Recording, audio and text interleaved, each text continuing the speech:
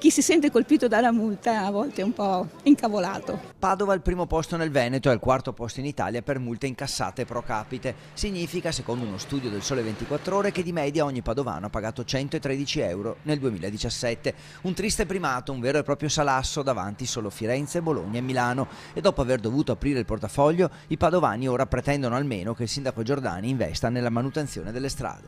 Cosa vuole che ne pensi? Che sono un po' tantini. Dovrebbero usarli magari questi soldi per sistemare le strade? Beh certo, questo senz'altro. Lo fanno secondo lei? Vedere le strade? Beh, non molto, decisamente. C'è una manutenzione molto carente, insufficiente, tante buche, io direi che è la città un po' delle buche, se posso affermare questo, perché è buche che danno luogo ad incidenti. Per i cittadini, per i servizi. Le biciclette sono a rischio un po' per le rotaie del tram, dove io spesso sono anche caduto, e poi devi anche metterle un po', diciamo, renderle agibili alle biciclette, alle auto, scooter, in modo che non ci siano pericoli per la strada.